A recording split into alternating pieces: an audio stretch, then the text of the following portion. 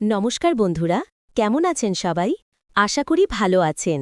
আমি আপনাদের প্রিয় মিষ্টি, আপনাদের গোপন কথা চ্যানেলে আবারও স্বাগত জানাচ্ছি। আমাদের চ্যানেলের কাজ তো আপনারা জানেনই, কিছু সত্যিকারের ঘটনা, কিছু মানুষের জীবনের এমন গল্প যা হয়তো সমাজের চোখে ঠিক নয়, কিন্তু মনের গভীরে যা সত্যি, যা মানুষকে ভাবায়, কাঁদায়, হাসায়, সেই সব গল্প আমরা আপনাদের সামনে নিয়ে আসি। আজ আমি আপনাদের তেমনই এক অজানা অধ্যায়ের গল্প শোনাতে এসেছি। এক নারীর জীবনের বাস্তব অভিজ্ঞতা যা তিনি আমাদের কাছে ইমেলের মাধ্যমে পাঠিয়েছেন। তিনি চান না তার নাম প্রকাশ পাক, কারণ এই গল্পে এমন কিছু আছে যা হয়তো তাকে সমাজের সামনে অস্বস্তিতে ফেলতে পারে। তবে আমি তাকে আশ্বস্ত করেছি যে তার পরিচয় সম্পূর্ণ গোপন থাকবে।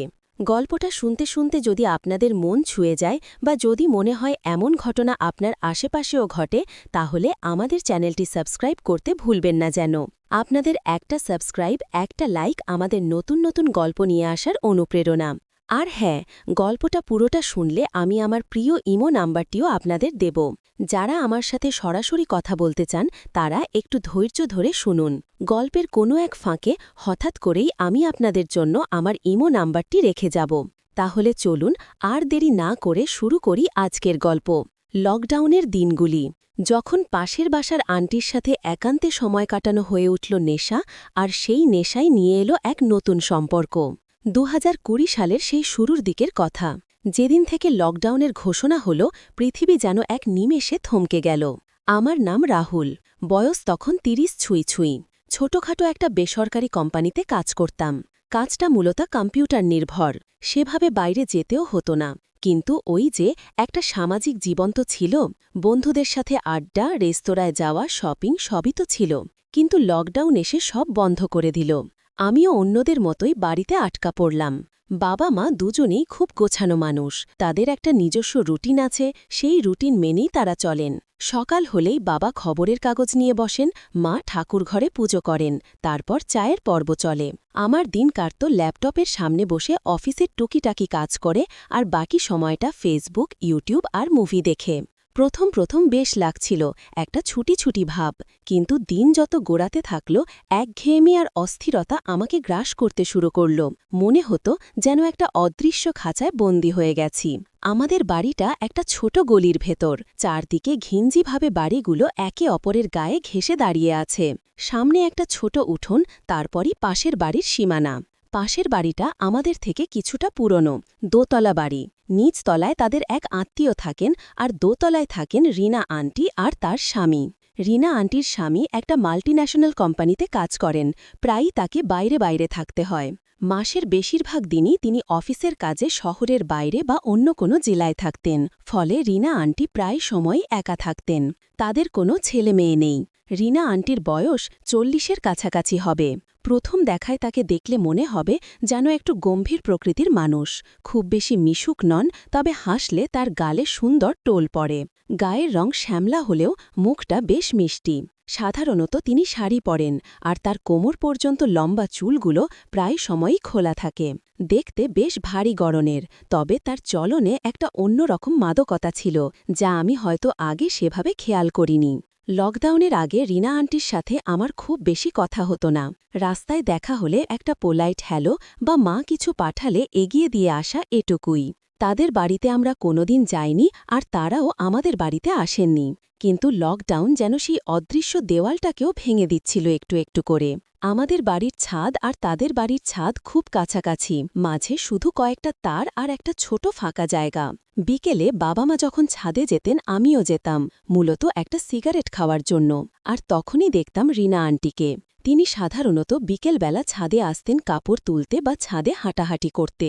প্রথম প্রথম আমরা মুখ ঘুরিয়ে নিতাম, একে অপরের দিকে তাকালেও কথা হতো না।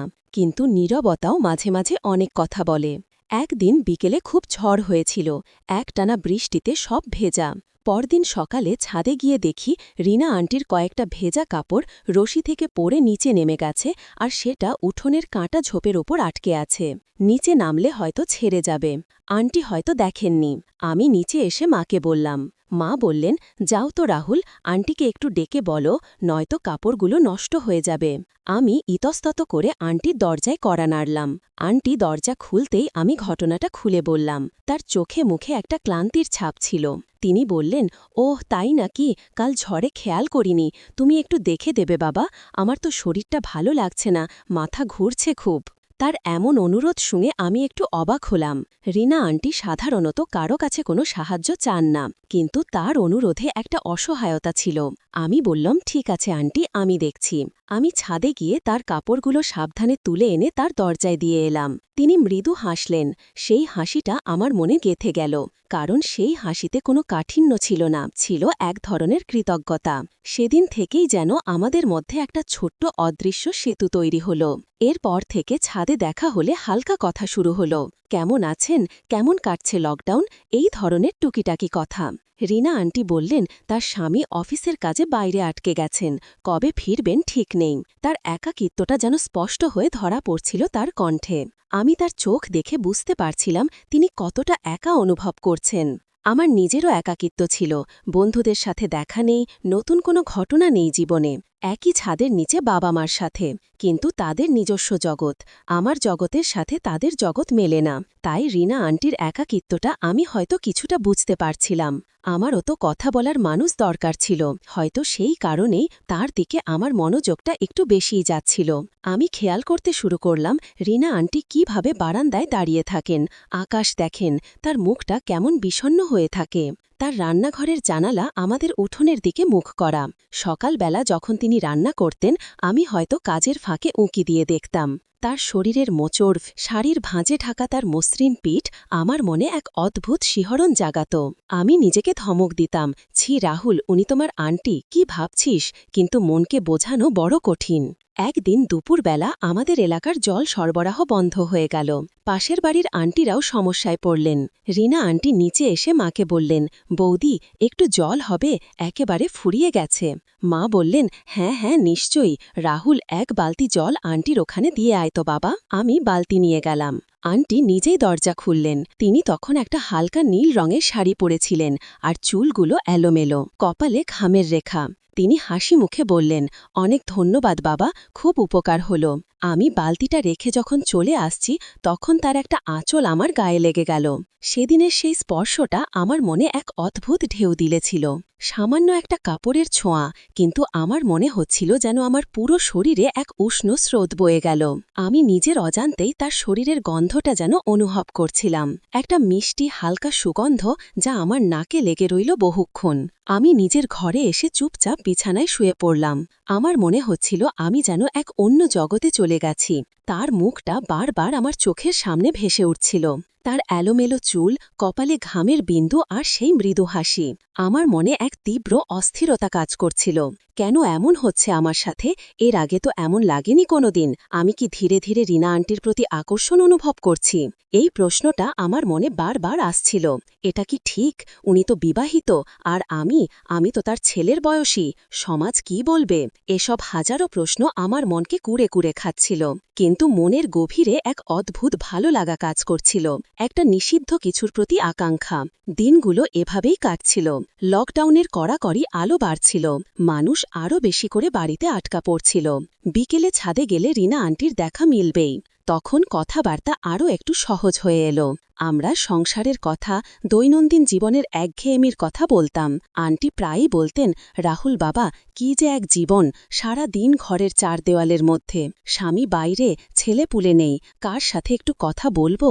তার কথায় একটা চাপা কষ্ট ছিল, একটা গভীর হাহাকার ছিল। আমি তার দুঃখটা বুঝতে পারতাম। আমারও তো কারোর সাথে মন খুলে কথা বলতে ইচ্ছা করত। হয়তো সেই একাকিত্বই আমাদের দুজনকে আরও কাছাকাছি আনছিল। একদিন বিকেলে খুব মুষলধারে বৃষ্টি শুরু হলো। আমি ছাদে গিয়েছিলাম সিগারেট খেতে। হঠাৎই দেখি রিনা আন্টি তার কয়েকটা কাপড় তুলতে ভুলে গেছেন, বৃষ্টিতে ভিজে চুপসে যাচ্ছে। আমি তাকে ডাকতে যাচ্ছিলাম, ঠিক তখনই তিনি সিঁড়ি দিয়ে উঠে এলেন। তার মুখটা দেখেই বুঝলাম তিনি বেশ চিন্তিত। তিনি বললেন, ও মাগো, এই কাপড়গুলো তোলার কথা একদম ভুলে গেছি। আমি বললাম, বৃষ্টি তো আরও বেড়েছে আন্টি, আপনি যান, আমি তুলে দিচ্ছি। তিনি একটু ইতস্তত করলেন, তারপর বললেন, ঠিক আছে বাবা, তুলে দাও, আমি নিচে আছি। আমি দ্রুত কাপড়গুলো তুলে নিলাম, কিন্তু ততক্ষণে আমিও ভিজে গেছি। সিঁড়ি দিয়ে নামতে নামতে দেখি রিনা আন্টি দরজার সামনে দাঁড়িয়ে আছেন। ভেজা কাপড়ে তাকে এক অন্যরকম দেখাচ্ছিল। তার শাড়ির আঁচলটা বৃষ্টির ছাটে শরীরের সাথে লেপ্টে ছিল, তার ভেজা চুল থেকে জল পড়ছিল। আমার বুকের ভেতরটা ধুকপুক করে উঠল। তিনু বললেন, ইস, তুমিও ভিজে গেলে, এসো এসো, ভেতরে এসো, ভেজা কাপড়ে থাকলে ঠান্ডা লেগে যাবে। আমি কিছু বলার সুযোগ পেলাম না।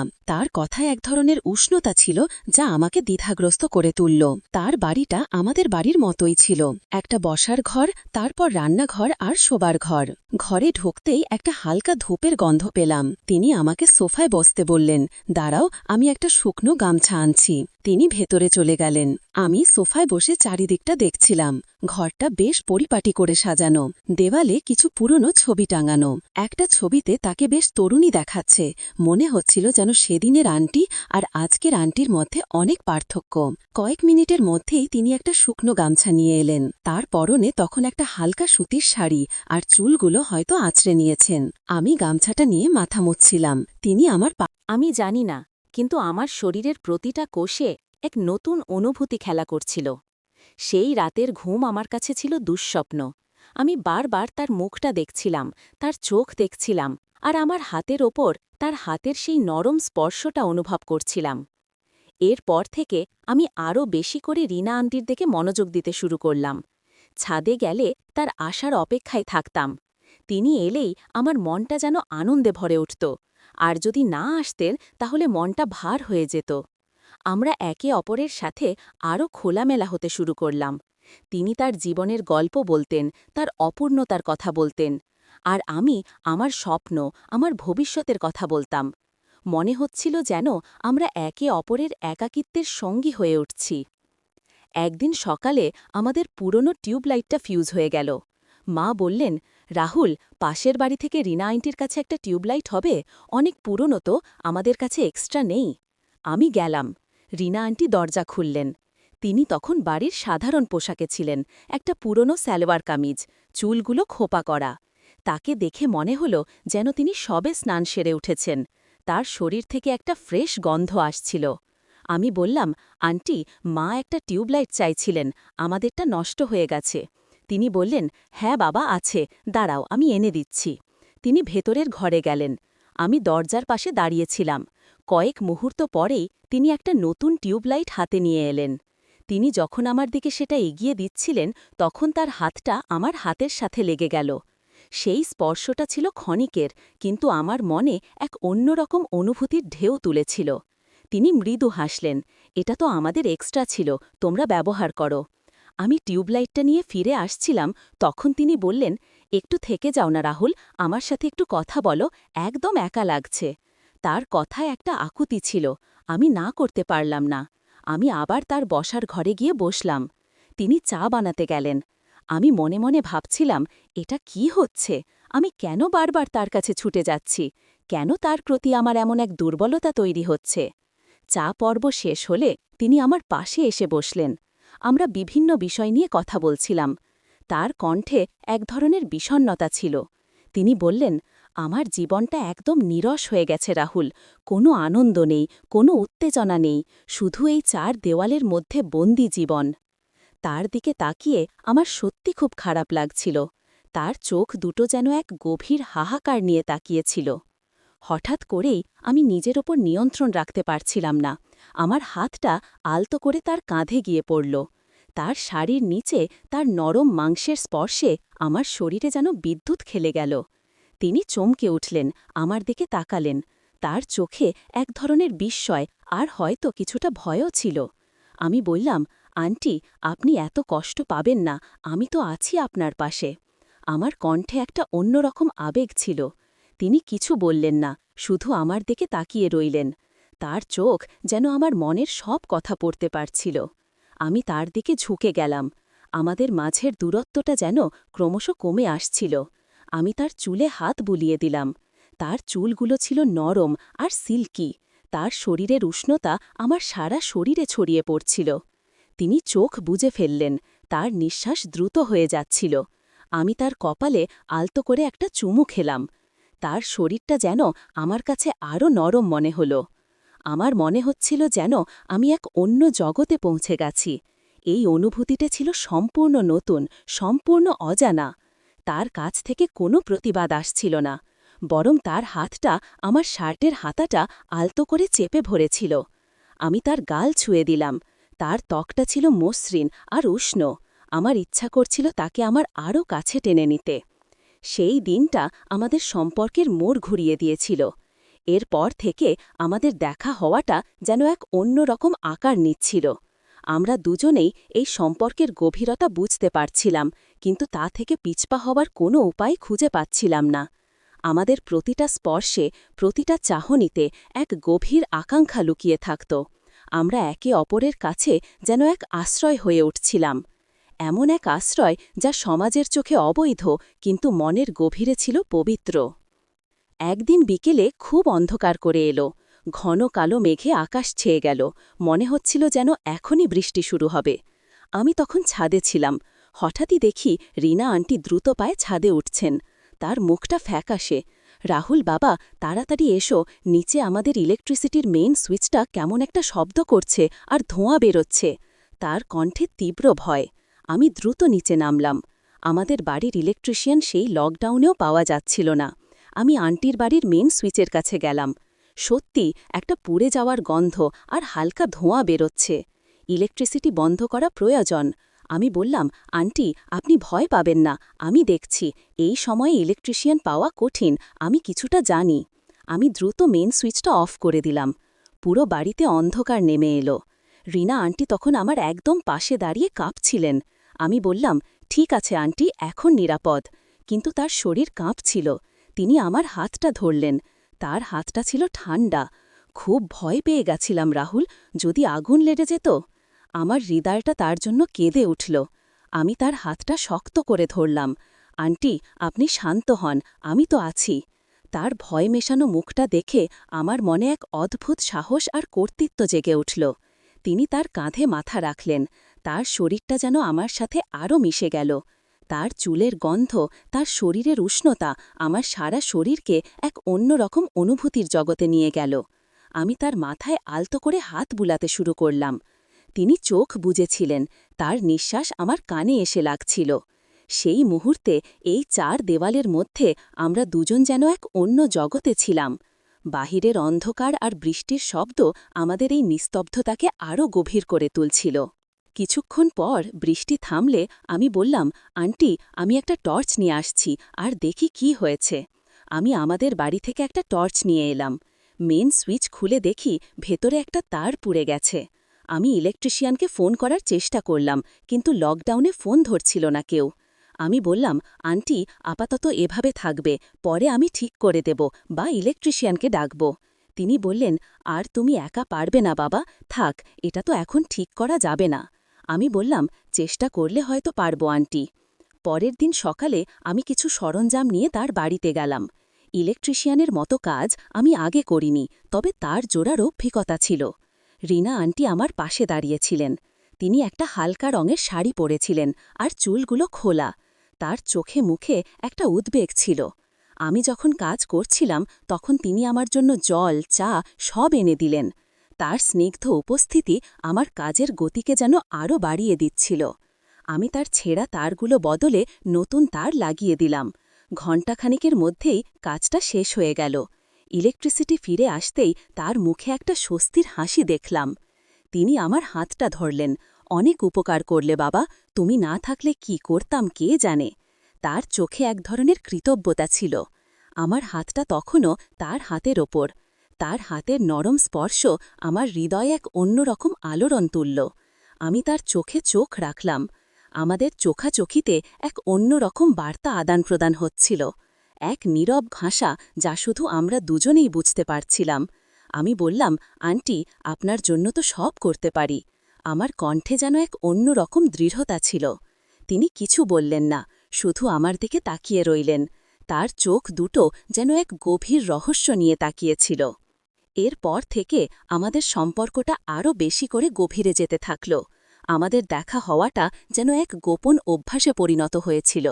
প্রতি বিকেলে ছাদে বা সন্ধ্যায় যখন বাবা মা তাদের কাজ সেরে ঘুমাতে যেতেন আমি তখন তার দরজায় কড়া নাড়তাম।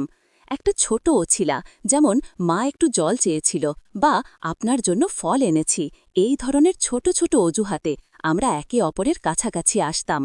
আর সেই অজুহাতগুলোই আমাদের নতুন করে বাঁধছিল। একদিন সন্ধ্যায় আমাদের বাড়িতে বিদ্যুৎ চলে গেল। ঘন ঘন বিদ্যুৎ চলে যাওয়াটা তখন একটা সাধারণ ব্যাপার ছিল। আমি মোমবাতি খুঁজতে গিয়ে দেখি নেই। মাকে বললাম।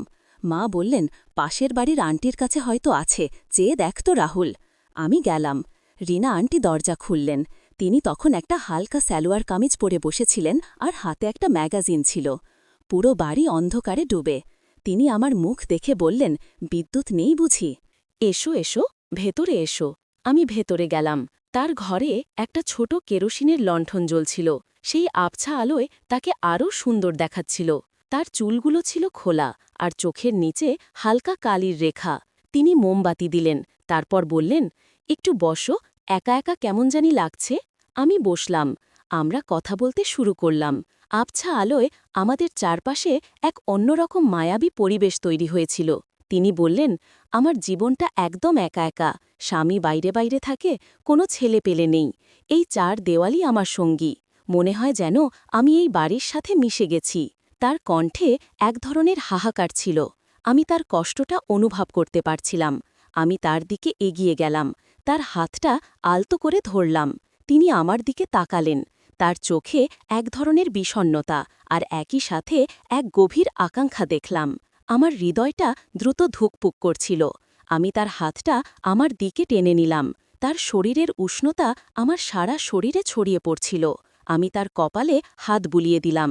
তার শরীরটা যেন আমার স্পর্শে শিহরিত হচ্ছিল। আমি তার গালে আলতো করে চুমু খেলাম। তার নরম ত্বকের স্পর্শ আমার শরীরে এক অন্যরকম অনুভূতি এনে দিল। তিনি চোখ বুজেছিলেন। তার নিঃশ্বাস দ্রুত হয়ে যাচ্ছিল। আমি তার কানের কাছে ফিসফিস করে বললাম, আন্টি, আপনি একা নন, আমি তো আছি আপনার পাশে। আমার কণ্ঠে এক ধরনের আবেগ ছিল, যা আমি নিজে ধারণ করতে পারছিলাম না। তিনি আমার দিকে আরও ঝুঁকে এলেন। তার মুখটা আমার মুখের খুব কাছাকাছি। তার নিঃশ্বাস আমার মুখে এসে লাগছিল। তার চোখের গভীর চাহনিতে আমার বুকের ভেতরটা কেঁপে উঠল। যেন এক অজানা নেশায় আচ্ছন্ন হয়ে পড়ছিলাম আমি। আমার হাতটা তার কোমরের দিকে এগিয়ে গেল। আমি তাকে আলতো করে আমার দিকে টেনে নিলাম। তার নরম শরীর আমার শরীরের সাথে মিশে গেল। একটা অদ্ভুত উষ্ণতা আমাদের দুজনকে ঘিরে ধরল। আমার মনে হচ্ছিল যেন পৃথিবীটা থেমে গেছে, আর এই মুহূর্তে শুধু আমরা দুজনই আছি এই পৃথিবীতে। আমি তার কপালে, গালে আর তারপর তার ঠোঁটে আলতো করে চুমু খেলাম। সেই চুমুটা ছিল দীর্ঘ, গভীর আর আবেগপূর্ণ। তিনি কোনো বাধা দিলেন না, বরং আমার ঠোঁটেই তার ঠোঁটকে মিলিয়ে দিলেন। সেই রাতে এক অদ্ভুত নীরবতা আমাদের ঘিরে ছিল।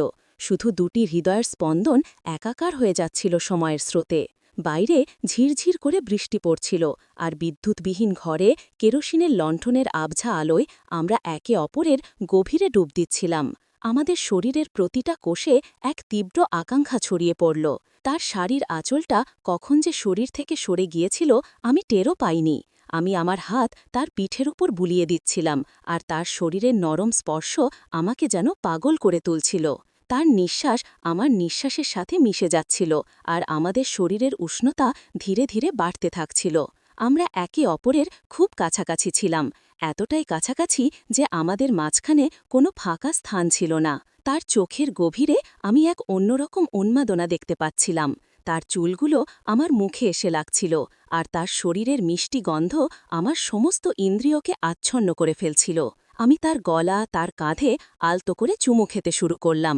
তার শরীরটা যেন আমার প্রতিটি স্পর্শে কেঁপে উঠছিল। তিনি আমার হাতটা ধরে তার পেটের উপর রাখলেন। তার উষ্ণতা আমার হাতকে যেন আরও গভীরে নিয়ে যেতে চাইছিল। আমরা সেই রাতে এক নতুন সম্পর্কের জন্ম দিয়েছিলাম, যা সমাজের চোখে হয়তো ছিল পাপ, কিন্তু আমাদের কাছে ছিল এক অদ্ভুত মুক্তি, একাকিত্বের যন্ত্রণা থেকে মুক্তি আর এক অন্যরকম ভালোবাসার স্বাদ। সেই রাত ছিল দীর্ঘ, গভীর আর এক নতুন অনুভূতির শুরু। আমরা একে অপরকে খুঁজে পেয়েছিলাম, এক অন্যরকম আশ্রয়। যখন ভোর হল, আমি তখন তার বাড়ি থেকে বেরোচ্ছিলাম। তার চোখে মুখে একটা চাপা আনন্দ আর একই সাথে এক ধরনের ভয়ও দেখতে পাচ্ছিলাম। তিনি আমার হাতটা ধরলেন। সাবধানে যেও রাহুল। তার কণ্ঠে এক ধরনের আবেগ ছিল যা আমি আগে কখনো শুনিনি। এরপর থেকে আমাদের দেখা হওয়াটা যেন এক রুটিনে পরিণত হল। লকডাউন যত বাড়ছিল, আমাদের সম্পর্ক তত গভীরে যাচ্ছিল।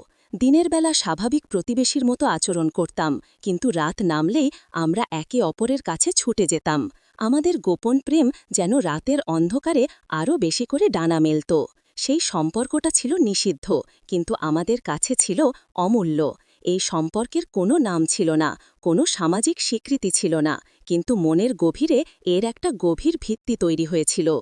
আমার ইমো নাম্বার 9876XXXX 9876XXXX। যারা আমার সাথে ব্যক্তিগতভাবে কথা বলতে চান তারা এই নাম্বারে মেসেজ করবেন। আমি আপনাদের সকল প্রশ্নের উত্তর দেব। আমরা একে অপরের জন্য যেন এক অন্যরকম জগৎ তৈরি করেছিলাম। যখন তার স্বামী বাড়িতে আসতেন তখন আমাদের সম্পর্কটা আরও বেশি করে গোপন হয়ে যেত। তখন আমাদের দেখা হওয়াটা ছিল আরও কঠিন, আরও ঝুঁকিপূর্ণ, কিন্তু সেই ঝুঁকিটাই আমাদের সম্পর্কের উত্তেজনাকে আরও বাড়িয়ে দিত। তার স্বামী যখন ফিরে আসতেন তখন রিনা আন্টি কেমন যেন অন্যরকম হয়ে যেতেন। তার চোখে মুখে এক ধরনের অপরাধবোধ দেখতে পেতাম, আবার একই সাথে এক ধরনের অসহায়ত্বও থাকত। তিনি আমাকে এড়িয়ে চলতেন, কিন্তু তার চোখ দেখে আমি বুঝতে পারতাম তিনি আমার জন্য কতটা ছটপট করছেন। একদিন বিকেলে তার স্বামী যখন বাড়িতে ছিলেন তখন আমি ছাদে গিয়েছিলাম। দেখি রিনা আন্টিও ছাদে এসেছেন। তিনি কাপড় তুলতে এসেছিলেন। তার স্বামী তখন নিচে টিভিতে ক্রিকেট দেখছিলেন। তিনি আমার দিকে একবার আর চোখে তাকালেন, তারপর দ্রুত চোখ ফিরিয়ে নিলেন। তার মুখটা কেমন ফ্যাকাশে লাগছিল। আমি বুঝতে পারছিলাম তিনি কতটা ভয় পাচ্ছেন। আমারও ভয় করছিল যদি তার স্বামী দেখে ফেলেন, কিন্তু মনের গভীরে এক অন্যরকম উন্মাদনা কাজ করছিল। আমি তার দিকে তাকিয়ে হালকা হাসলাম। তিনি দ্রুত নিচে নেমে গেলেন। সেই রাতে আমার মনটা খুব খারাপ হয়ে গেল। মনে হচ্ছিল যেন আমি তাকে হারিয়ে ফেলেছি। আমি তার দরজায় কড়া নাড়তে পারছিলাম না, তার সাথে দেখা করতে পারছিলাম না। এই অপেক্ষাটা ছিল অসহনীয়। পরদিন সকালে যখন তার স্বামী অফিসে চলে গেলেন তখন আমি দ্রুত তার দরজায় গেলাম। তিনি দরজা খুলতেই আমার দিকে তাকিয়ে একটা দীর্ঘ শ্বাস ফেললেন। তার চোখে মুখে এক ধরনের কষ্ট ছিল। আমি তাকে ভেতরে টেনে নিলাম। তিনি আমার বুকে মাথা রাখলেন। রাহুল, আমার খুব কষ্ট হচ্ছিল। তুমি না থাকলে আমি কি করতাম? তার কণ্ঠে এক ধরনের আবেগ ছিল যা আমার হৃদয়কে ছুঁয়ে যাচ্ছিল। আমি তাকে বুকে জড়িয়ে ধরলাম।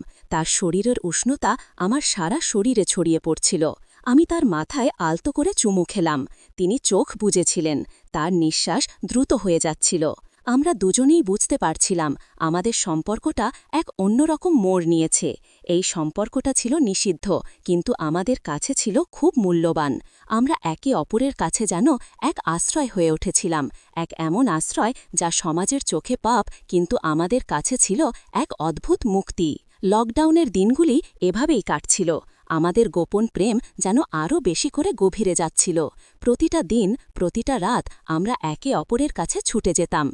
তার শরীরের গন্ধ, তার হাতের স্পর্শ আমার কাছে নেশার মতো হয়ে গিয়েছিল। আমি তাকে ছাড়া এক মুহূর্ত থাকতে পারত না, আর সেও আমাকে ছাড়া থাকতে পারত না। আমরা দুজনেই যেন একে অপরের গভীরে ডুব দিয়েছিলাম। এই সম্পর্কের কোনো ভবিষ্যৎ ছিল না, কোনো সামাজিক স্বীকৃতি ছিল না, কিন্তু সেই মুহূর্তে আমাদের কাছে সেটাই ছিল সব।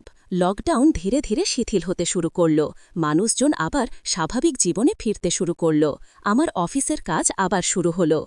রিনা আন্টির স্বামীও এখন প্রায়ই বাড়িতে থাকতে শুরু করলেন। আমাদের দেখা হওয়াটা আরও কঠিন হয়ে উঠল। আমাদের সেই গোপন জগৎটা যেন ধীরে ধীরে ছোট হয়ে আসছিল। আমি বুঝতে পারছিলাম এই সম্পর্কের পরিণতি কি হবে, কিন্তু আমি তাকে ছাড়তে পারছিলাম না, আর সেও আমাকে ছাড়তে পারছিল না। আমরা দুজনেই এক অনিশ্চিত ভবিষ্যতের দিকে এগিয়ে যাচ্ছিলাম। এই গল্পের পরিণতি কি হবে তা আজও আমি জানি না। আপনারা যদি গল্পটি শুনে আনন্দ পান তাহলে আমাদের সাথেই থাকুন এবং আমাদের চ্যানেল সাবস্ক্রাইব করুন। লকডাউন সম্পূর্ণভাবে উঠে যেতেই যেন আমাদের গোপন পৃথিবীটা আরও বেশি করে সংকুচিত হয়ে পড়ল। রাহুল নামের আমি সেই সময়টাতে নিজেকে যেন এক গোলকধাঁধায় বন্দি অনুভব করছিলাম। দিনের আলোয় রিনা আন্টি আমার কাছে পাশের বাড়ির সাধারণ আন্টি, আর রাতের অন্ধকারে তিনি হয়ে উঠতেন আমার সবচেয়ে প্রিয় মানুষ, আমার সব একাকিত্বের সঙ্গী। এই দ্বৈত জীবনযাপন করাটা এক অদ্ভুত কষ্টদায়ক অনুভূতি নিয়ে আসছিল। বুকের ভেতরটা সবসময় ভয়ে কাটা হয়ে থাকত, কখন কে জেনে যায়, কখন সব ফাঁস হয়ে যায়। কিন্তু সেই ভয় আর উত্তেজনা মিলিয়ে এক অন্যরকম নেশা তৈরি হয়েছিল, যে নেশা থেকে আমি বেরোতে পারছিলাম না। রিনা আন্টির স্বামী এখন নিয়মিত অফিস করেন, আর তার বেশিরভাগ দিনই তিনি বাড়িতে থাকেন। ফলে আমাদের দেখা করাটা এখন প্রায় অসম্ভব হয়ে দাঁড়িয়েছে। ছাদেও এখন তেমন যাওয়া হয় না, কারণ তিনি সারাদিন বাড়িতে থাকলে রিনা আন্টিও ছাদে ওঠার সাহস পান না। আমাদের সেই পুরনো যোগাযোগ মাধ্যমগুলো যেন একে একে বন্ধ হয়ে যাচ্ছিল। আমি ছাদের পাঁচিলের ওপার থেকে তার বারান্দার দিকে তাকিয়ে থাকতাম, আর আমার মনটা ছটপট করত শুধু তাকে এক ঝলক দেখার জন্য। মাঝে মাঝে, হয়তো খুব ভোরে বা গভীর রাতে, তিনি তার বারান্দায় আসতেন, আর আমাদের চোখাচোখি হতো। সেই নীরব চাহনিতেই যেন হাজারো কথা বলা হয়ে যেত। তার চোখে আমি একই কষ্ট, একই লঙ্গিং দেখতাম, যা আমার নিজের ভেতরেও ছিল। আমার নিজেরও অফিসে নিয়মিত যাওয়া শুরু হয়ে গেছে। সকাল থেকে রাত পর্যন্ত কাজের চাপ, বন্ধুদের সাথে আড্ডায় ফিরেছি, রেস্তোরাঁয় যাওয়া শুরু করেছি, কিন্তু আমার মনের একটা অংশ যেন এখনও রিনা আন্টির কাছেই বন্দী হয়ে আছে। অফিসের কাজের ফাঁকেও আমার মনটা পড়ে থাকত তার কাছে। তিনি কেমন আছেন, তিনি কি আমার কথা ভাবছেন, এই প্রশ্নগুলো আমাকে সব সময় তাড়া করে বেড়াত। আমার মনে হতো যেন আমি দুটি ভিন্ন জীবনে বাস করছি, একটি বাস্তব জগৎ যেখানে আমি একজন সাধারণ যুবক, আর অন্যটি এক গোপন জগৎ যেখানে আমি রিনা আন্টির প্রেমিক। একদিন বিকেলে অফিস থেকে ফেরার পথে দেখে রিনা আন্টি বাজার করে ফিরছেন। তার হাতে দুটো বাজারের ব্যাগ, বেশ ভারী মনে হচ্ছিল। তিনি আমাকে দেখে একটু ইতস্তত করলেন, তারপর মৃদু হাসলেন। তার হাসিটা ছিল যেন হাজারো কথার এক নীরব প্রকাশ। আমি দ্রুত তার কাছে গেলাম। আন্টি, দিন, আমি ধরে দিচ্ছি। তিনি একটু আপত্তি করলেন, না না বাবা, তুমি কেন কষ্ট করবে? কিন্তু আমি তার হাত থেকে ব্যাগ দুটো নিয়ে নিলাম। তার হাতের উষ্ণতা আবার আমার মনে শিহরণ জাগিয়ে তুলল। আমরা পাশাপাশি হেঁটে তার বাড়ির দিকে যাচ্ছিলাম। এই পথটুকু আমাদের কাছে যেন এক অন্যরকম ভ্রমণ ছিল। কোনো কথা নেই, শুধু নীরবতা, কিন্তু সেই নীরবতাতেই যেন আমাদের মনের হাজারো অব্যক্ত কথা একে অপরের কাছে পৌঁছে যাচ্ছিল। তার চোখ দুটো ছিল ছলছল, আর তার ঠোঁটে একটা চাপা হাসি। মনে হচ্ছিল যেন এই সামান্য সময়ের দেখা হওয়াটাই তার কাছে অনেক বড় কিছু। তার বাড়ির দরজার সামনে পৌঁছে আমি ব্যাগগুলো নামিয়ে রাখলাম। তিনি আমার দিকে তাকালেন। তার চোখে এক ধরনের কৃতজ্ঞতা আর ভালোবাসা ছিল। অনেক ধন্যবাদ রাহুল। তার কণ্ঠস্বরটা ছিল নরম আর মিষ্টি। আমি তার দিকে তাকিয়ে বললাম, আন্টি, আপনার জন্য সব করতে পারি। আমার এই কথা শুনে তার মুখে একটা বিষণ্ণ হাসি খেলে গেল। তিনি কিছু বললেন না, শুধু আমার দিকে তাকিয়ে রইলেন। আমি তার হাতটা আলতো করে ধরলাম। তার হাতের স্পর্শ আমার মনে এক অন্যরকম অনুভূতি এনে দিল। মনে হলো যেন আমরা সময়ের বাইরে চলে গেছি, এই মুহূর্তে শুধু আমরা দুজনই আছি। তিনি দ্রুত তার হাতটা সরিয়ে নিলেন, কারণ তার স্বামী হয়তো যে কোনো মুহূর্তে চলে আসতে পারে। আমি বুঝতে পারলাম এই সম্পর্কের ঝুঁকি কতটুকু, কিন্তু সেই ঝুঁকিটাই যেন আমাকে আরও বেশি করে তার দিকে টানছিল। সেই রাতে আমার ঘুম আসছিল না। আমার মনে হচ্ছিল যেন আমি এক অদৃশ্য জালে ফেসে গেছি। আমি জানি এই সম্পর্কটা ভুল, সমাজের চোখে এটা ঘোর অন্যায়, কিন্তু আমার মন তাকে ছাড়তে রাজি ছিল না। রিনা আন্টিকে ছাড়া আমার জীবনটা যেন পানসে মনে হচ্ছিল। তার সাথে কাটানো প্রতিটা মুহূর্ত, তার প্রতিটি স্পর্শ আমার কাছে ছিল এক অমূল্য সম্পদ। আমি জানি না এই সম্পর্কের শেষ কোথায়, কিন্তু সেই মুহূর্তে আমি শুধু তাকেই চেয়েছিলাম। কয়েকদিন পর আমাদের এলাকায় একটা ছোটখাটো পূজা হচ্ছিল। লকডাউনের পরে প্রথম কোনো সামাজিক অনুষ্ঠান। সবাই খুব উৎসুক ছিল। আমরাও সপরিবারে সেখানে গিয়েছিলাম। রিনা আন্টিও তার স্বামীর সাথে এসেছিলেন। দূর থেকে তাকে দেখে আমার বুকের ভেতরটা ধুকপুক করে উঠল।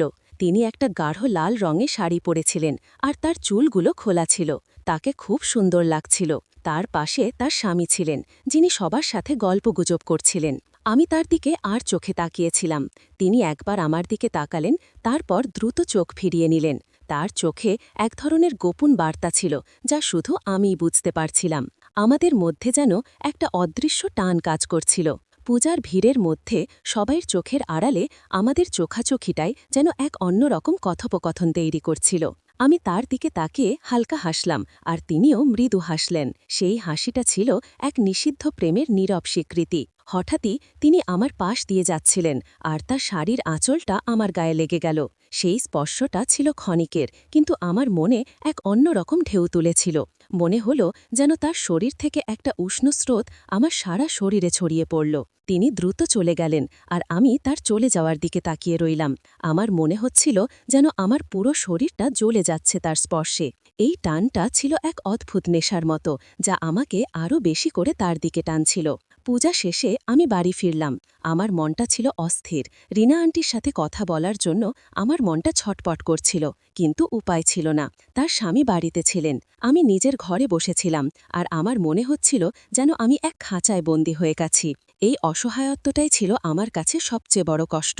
আমি জানি এই সম্পর্কটা সমাজের চোখে ভুল, কিন্তু আমার মন তাকে ছাড়া বাঁচতে পারছিল না। সেই রাতে আমার ঘুম আসছিল না। আমি জানালার পাশে দাঁড়িয়েছিলাম, আর পাশের বাড়ির দিকে তাকিয়েছিলাম। তার ঘরের আলো নিভে গিয়েছিল।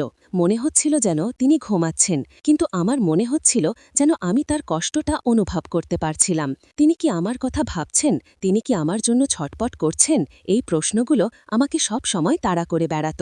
পরদিন সকালে ঘুম থেকে উঠে আমি ছাদে গেলাম। সূর্যের আলো ঝলমল করছিল। ছাদে গিয়ে দেখি রিনা আন্টিও ছাদে এসেছেন। তিনি কাপড় তুলতে এসেছেন। তার স্বামী তখন অফিসে চলে গেছেন। আমাদের চোখাচোখি হতেই তিনি একটু হাসলেন। তার হাসিটা ছিল এক অন্যরকম। সেই হাসিটায় এক ধরনের স্বস্তি ছিল, আর এক ধরনের লঙ্গিং। আমি দ্রুত তার কাছে গেলাম। কেমন আছেন আন্টি? আমি তার দিকে তাকিয়ে বললাম, ভালো আছি রাহুল, তুমি কেমন আছো? তার কণ্ঠে এক ধরনের আবেগ ছিল। আমরা কথা বলতে শুরু করলাম। তিনি বললেন, লকডাউন উঠে গেলেও মনে হচ্ছে যেন আমি আরও বেশি করে বন্দী হয়ে গেছি। ওর সাথে একা একা থাকতে থাকতে হাঁপিয়ে উঠছি। তার কণ্ঠে এক ধরনের চাপা কষ্ট ছিল। আমি তার দুঃখটা বুঝতে পারছিলাম। আমি তার হাতটা আলতো করে ধরলাম। তিনি আমার দিকে তাকালেন। তার চোখে এক ধরনের কৃতজ্ঞতা আর ভালোবাসা ছিল। আমরা আরও কিছুক্ষণ কথা বললাম। তিনি তার স্বামীর কথা বলছিলেন, তার একাকিত্বের কথা বলছিলেন। আমি তার কথাগুলো মন দিয়ে শুনছিলাম। আমার মনে হচ্ছিল যেন আমি তার সব কষ্টটা অনুভব করতে পারছিলাম। আমি তার কাঁধে হাত রাখলাম। তার শরীরটা যেন আমার স্পর্শে শিহরিত হচ্ছিল। তিনি চোখ বুজেছিলেন। তার নিঃশ্বাস দ্রুত হয়ে যাচ্ছিল। আমি তার কানের কাছে ফিসফিস করে বললাম, আন্টি, আপনি একা নন, আমি তো আছি আপনার পাশে। আমার কণ্ঠে এক ধরনের আবেগ ছিল যা আমি নিজে ধারণ করতে পারছিলাম না। তিনি আমার দিকে আরও ঝুঁকে এলেন। তার মুখটা আমার মুখের খুব কাছাকাছি। তার নিঃশ্বাস আমার মুখে এসে লাগছিল। আমি তার কপালে, গালে আর তারপর তার ঠোঁটে আলতো করে চুমু খেলাম। সেই চুমুটা ছিল দীর্ঘ, গভীর আর আবেগপূর্ণ। তিনি কোনো বাধা দিলেন না, বরং আমার ঠোঁটেই তার ঠোঁটকে মিলিয়ে দিলেন। সেই দিনটা আমাদের সম্পর্কের মোড় ঘুরিয়ে দিয়েছিল। আমরা দুজনেই বুঝতে পারছিলাম এই সম্পর্কটা আরও গভীরে যাচ্ছে, কিন্তু সেই মুহূর্তে আমাদের কাছে সেটাই ছিল সব।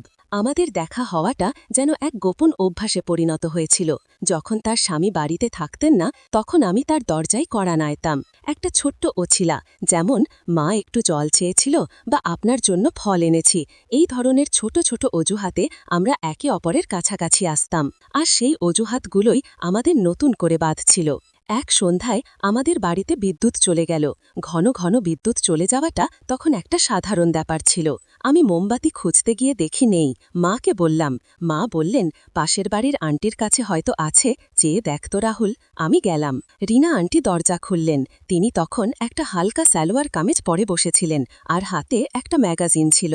পুরো বাড়ি অন্ধকারে ডুবে। তিনি আমার মুখ দেখে বললেন, বিদ্যুৎ নেই বুঝি? এসো এসো, ভেতরে এসো। আমি ভেতরে গেলাম। তার ঘরে একটা ছোট কেরোসিনের লণ্ঠন জ্বলছিল। সেই আবছা আলোয় তাকে আরও সুন্দর দেখাচ্ছিল। তার চুলগুলো ছিল খোলা, আর চোখের নিচে হালকা কালির রেখা। তিনি মোমবাতি দিলেন, তারপর বললেন, একটু বসো, একা একা কেমন জানি লাগছে। আমি বসলাম। আমরা কথা বলতে শুরু করলাম। আবছা আলোয় আমাদের চারপাশে এক অন্যরকম মায়াবী পরিবেশ তৈরি হয়েছিল। তিনি বললেন, আমার জীবনটা একদম একা একা। স্বামী বাইরে বাইরে থাকে, কোনো ছেলে পিলে নেই। এই চার দেওয়ালই আমার সঙ্গী। মনে হয় যেন আমি এই বাড়ির সাথে মিশে গেছি। তার কণ্ঠে এক ধরনের হাহাকার ছিল। আমি তার কষ্টটা অনুভব করতে পারছিলাম। আমি তার দিকে এগিয়ে গেলাম। তার হাতটা আলতো করে ধরলাম। তিনি আমার দিকে তাকালেন। তার চোখে এক ধরনের বিষণ্ণতা আর একই সাথে এক গভীর আকাঙ্ক্ষা দেখলাম। আমার হৃদয়টা দ্রুত ধুকপুক করছিল। আমি তার হাতটা আমার দিকে টেনে নিলাম। তার শরীরের উষ্ণতা আমার সারা শরীরে ছড়িয়ে পড়ছিল। আমি তার কপালে হাত বুলিয়ে দিলাম। তার শরীরটা যেন আমার স্পর্শে শিহরিত হচ্ছিল। আমি তার গালে আলতো করে চুমু খেলাম। তার নরম ত্বকের স্পর্শ আমার শরীরে এক অন্যরকম অনুভূতি এনে দিল।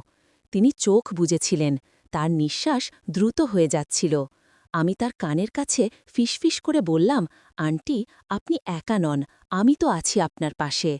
আমার কণ্ঠে এক ধরনের আবেগ ছিল যা আমি নিজে ধারণ করতে পারছিলাম না। তিনি আমার দিকে আরও ঝুঁকে এলেন। তার মুখটা আমার মুখের খুব কাছাকাছি। তার নিঃশ্বাস আমার মুখে এসে লাগছিল। তার চোখের গভীর চাহনিতে আমার বুকের ভেতরটা কেঁপে উঠল, যেন এক অজানা নেশায় আচ্ছন্ন হয়ে পড়ছিলাম আমি। আমার হাতটা তার কোমরের দিকে এগিয়ে গেল। আমি তাকে আলতো করে আমার দিকে টেনে নিলাম। তার নরম শরীর আমার শরীরের সাথে মিশে গেল। একটা অদ্ভুত উষ্ণতা আমাদের দুজনকে ঘিরে ধরল।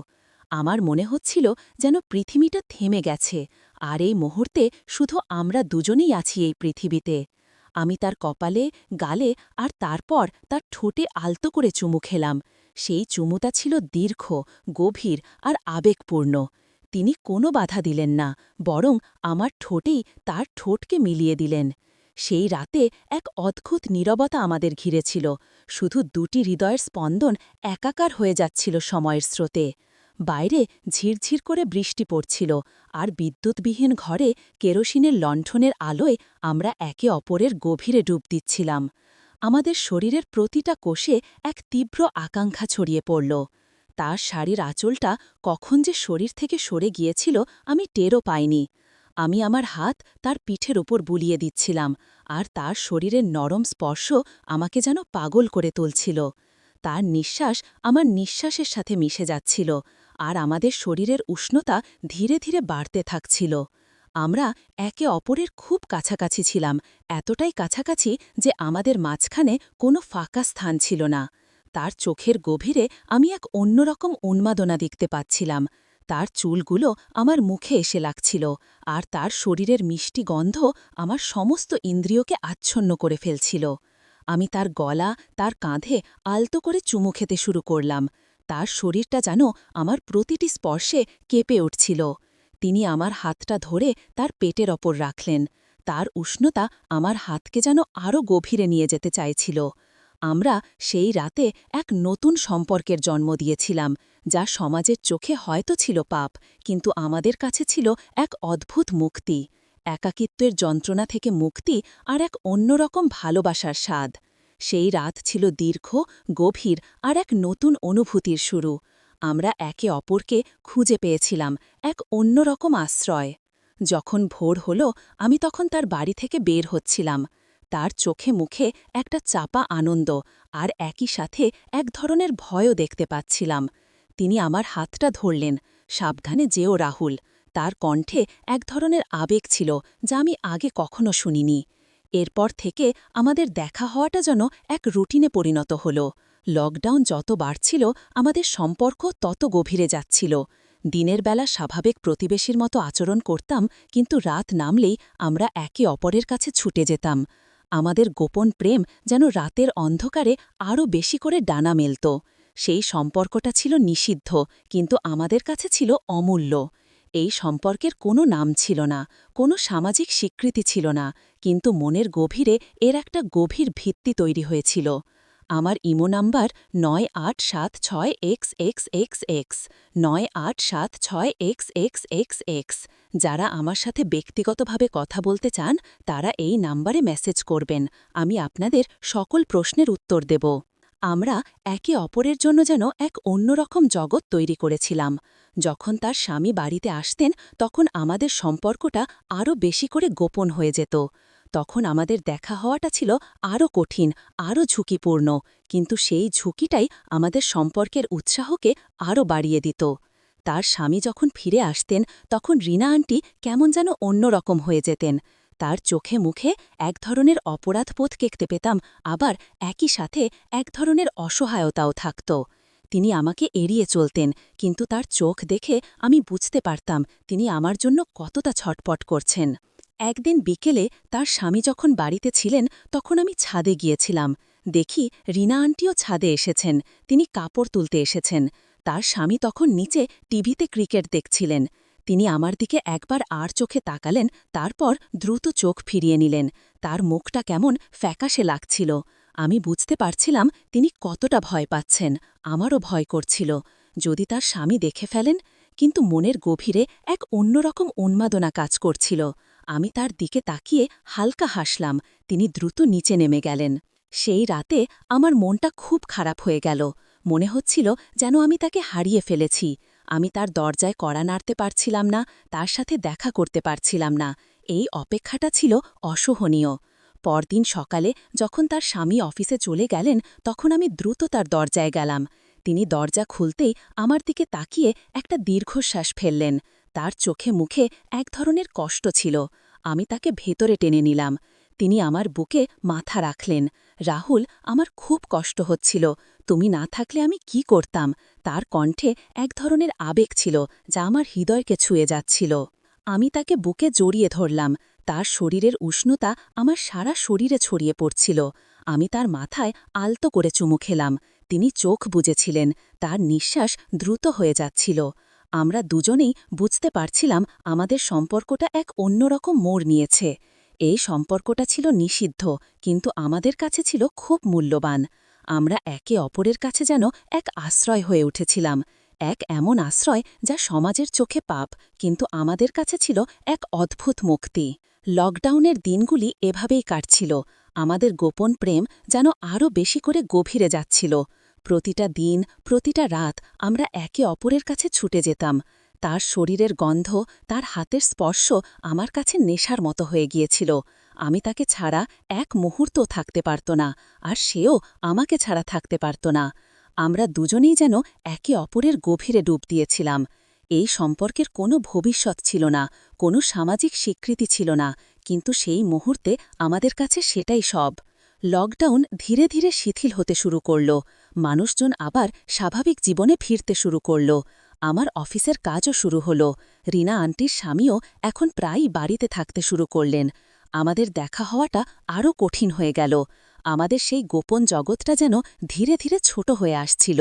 আমি বুঝতে পারছিলাম এই সম্পর্কের পরিণতি কি হবে, কিন্তু আমি তাকে ছাড়তে পারছিলাম না, আর সেও আমাকে ছাড়তে পারছিল না। আমরা দুজনেই এক অনিশ্চিত ভবিষ্যতের দিকে এগিয়ে যাচ্ছিলাম। এই গল্পের পরিণতি কি হবে তা আজও আমি জানি না। আপনারা যদি গল্পটি শুনে আনন্দ পান তাহলে আমাদের সাথেই থাকুন এবং আমাদের চ্যানেল সাবস্ক্রাইব করুন। বৃষ্টি যেন মোটেও থামতে চাইছিল না। আর দিনের আলোয় আমি রিনা আন্টির কাছে ফিরে গেলাম। আর রাতের অন্ধকারে সে যেন হয়ে উঠল আমার সব একাকিত্বের সঙ্গী।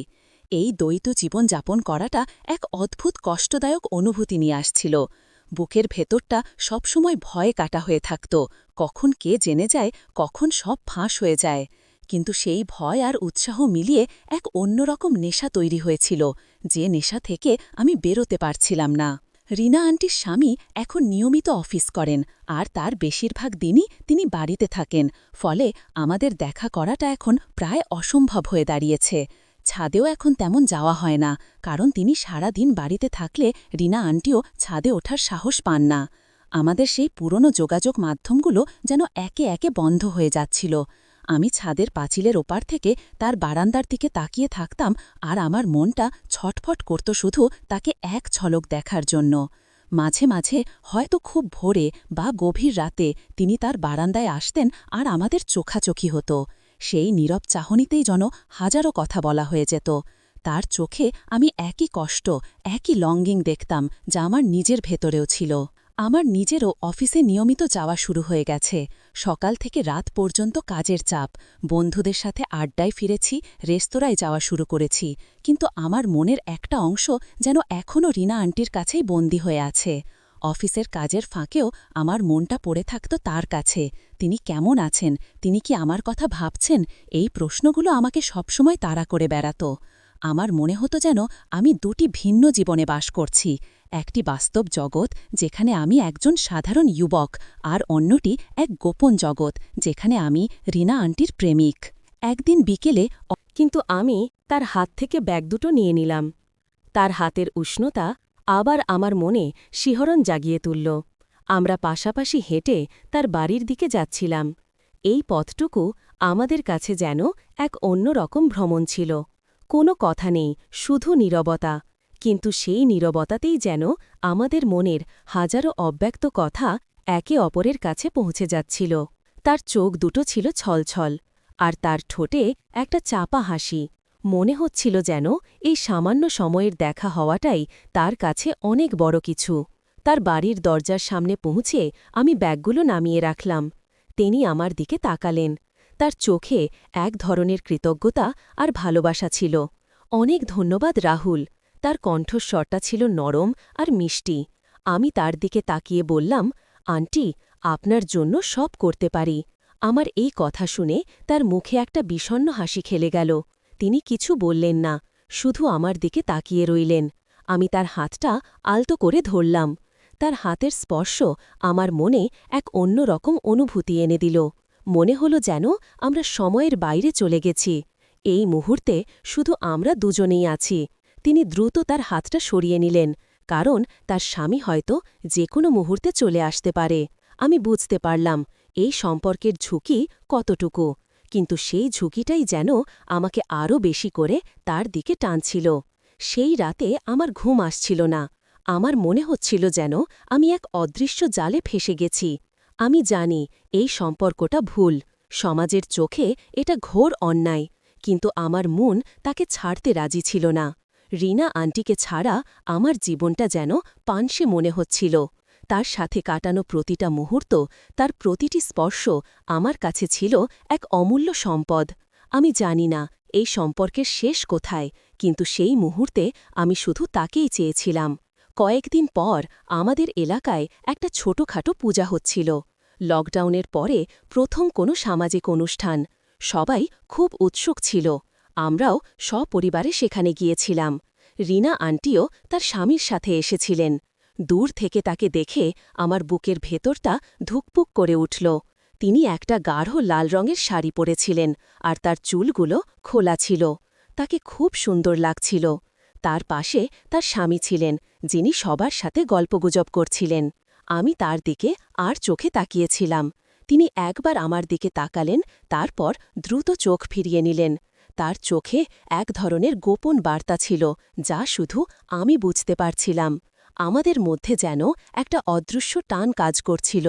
পূজার ভিড়ের মধ্যে সবার চোখের আড়ালে আমাদের চোখাচোখিটা যেন এক অন্যরকম কথোপকথন তৈরি করছিল। আমি তার দিকে তাকিয়ে হালকা হাসলাম, আর তিনিও মৃদু হাসলেন। সেই হাসিটা ছিল এক নিষিদ্ধ প্রেমের নীরব স্বীকৃতি। হঠাৎই তিনি আমার পাশ দিয়ে যাচ্ছিলেন, আর তার শাড়ির আঁচলটা আমার গায়ে লেগে গেল। সেই স্পর্শটা ছিল ক্ষণিকের, কিন্তু আমার মনে এক অন্যরকম ঢেউ তুলেছিল। মনে হলো যেন তার শরীর থেকে একটা উষ্ণ স্রোত আমার সারা শরীরে ছড়িয়ে পড়ল। তিনি দ্রুত চলে গেলেন, আর আমি তার চলে যাওয়ার দিকে তাকিয়ে রইলাম।